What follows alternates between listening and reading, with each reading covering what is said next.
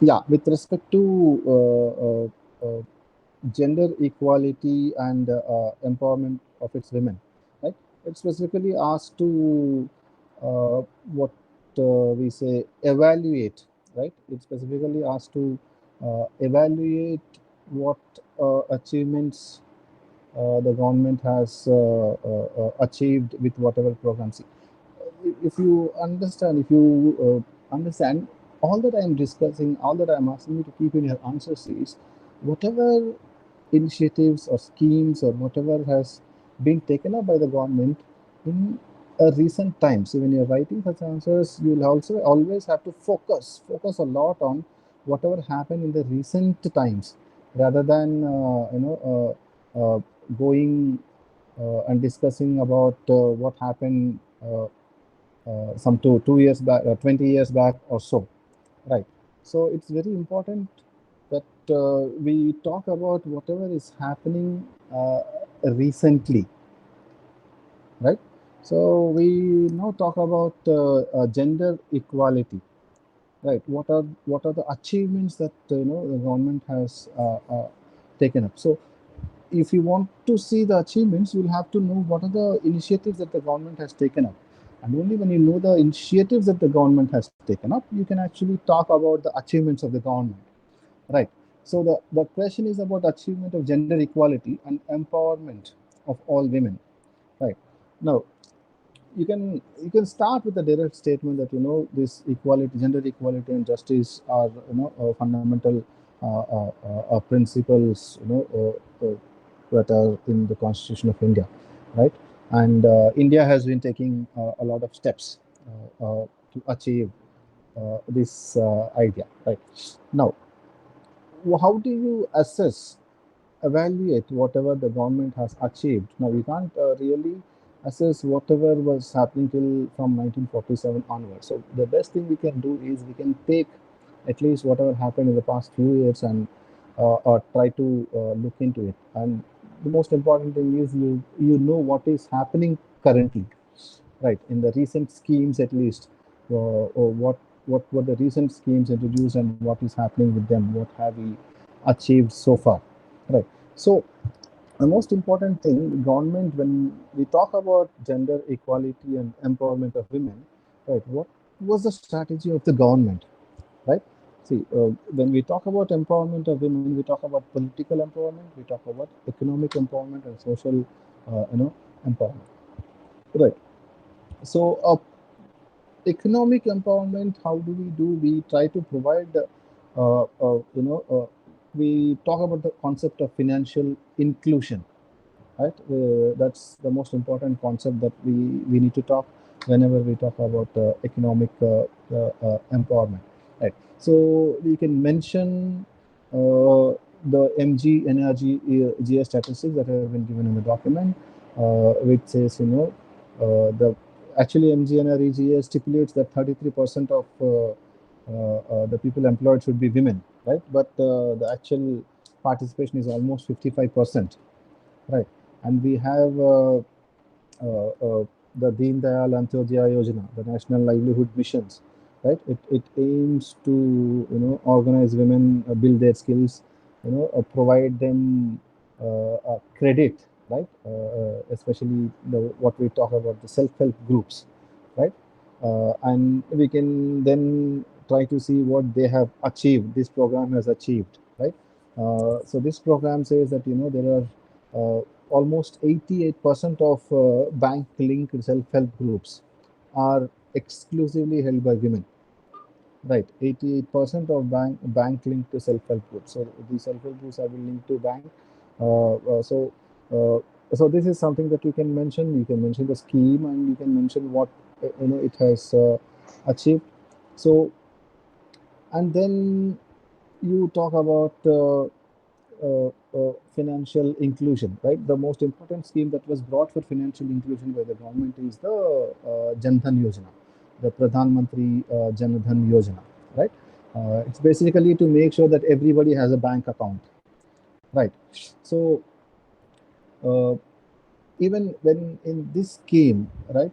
It says, in the year 2017, the access that women had to bank accounts, right, rose to 77% from 43% in 2014. That means in 2014, only 43% of women have bank accounts, right? And in 2017, right after the Gender Yojana came, there is around 77% of women, and I think now, by now it would have increased almost to 85 to 90 to I think it's 90% or somewhere, right? So this can be also called, you can call it an achievement by the government initiative, right? And there is another thing that you can mention, that the Pradhan Mantri Kaushal Vikas Yojana, right? About skill development, right? It aims at skill development of people. So there is a focus on developing women entrepreneurs, right, in this, and giving them credit. And there is this program called Mudra, government's credit program, right, of which 75% are beneficiaries are women. Again, these are all these are all what the government claims to be the achievements of their initiatives that they have taken up, right? And the government also brought out something called social assistance program, national social assistance program, of which almost 60% are again women, right?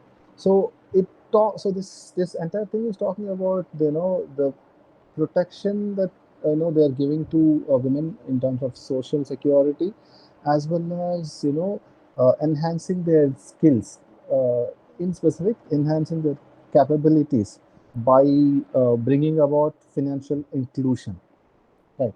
So that is something that we can write whenever when we want to talk about economic participation of women, economic empowerment.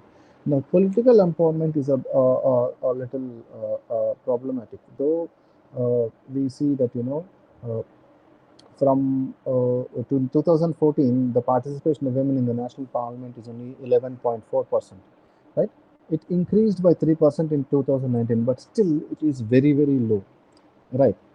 You can mention it that way. The political participation has increased, but uh, it's still at a very, very low level, right? So there is a lot to be done, right? So this thing you can actually mention. Now, there is one thing that we need to keep in mind. There can be when you are asked to evaluate, right? You have to write from the both the sides, right? So you can write even the negative points. The recent negative points you can mention is that the female labor force participation rate has decreased, right? There are a lot of articles that came recently about this, right?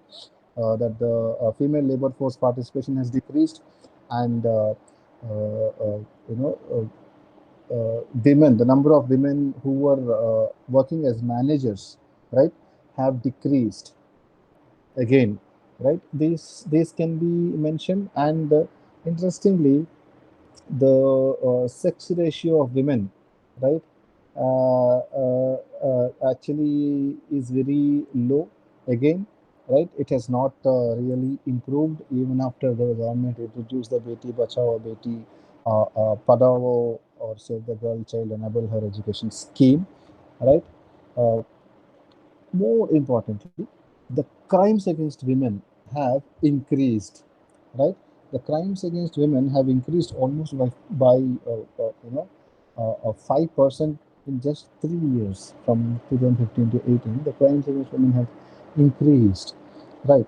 Government is trying to again bring the scheme called, it is brought out a scheme called Poshan Abhiyan, National Nutrition Mission. It has taken off, but yeah, it is to address stunting, undernutrition, anemia, in the babies, and a kind of thing. It has also met with not much success as such, right? You cannot say it hasn't met with success, not much, right?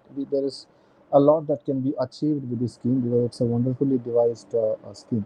And there is something called as Pradhan Mantri Matru Vanjana Yojana, which was initiated in 2016, right? It aims to provide compensation, right? Partial compensation for whatever loss wage loss that women undergo, right? So in summary, you can write, the almost uh, uh, 200 million bank accounts have been opened by women within 5 years after introduction of Jan Dhan Yojana, right? The access to bank accounts of women has increased to almost 80%, right? And the beneficiaries of Mudra Yojana are 75% are women only, right? And on the other side, you can say the sex ratio has been stagnant, or some years it has declined, and the participation of women in the parliament, even though it increases, it still stays low, right? And the directors, the number of directors in right now, the government claims that the number of directors, the percentage of directors in startups, women constitute 35% of directors in startups. That is a very interesting statistic that you can mention, right? So this is how you can write answer. These are the points that you can include, right? Now it is important that for these questions you can start with introduction. Now these are all fact-based questions. Mostly these are all fact-based questions for which you have to give statistics, right? These are questions that are asking you to evaluate the scheme. You cannot write concept oriented answers to this, like we have discussed in the first a few questions about growth and development, the idea of manufacturing sector and all. Right, these are fact-based questions that you have to write facts and data. Right, it's very important. To such questions you write data.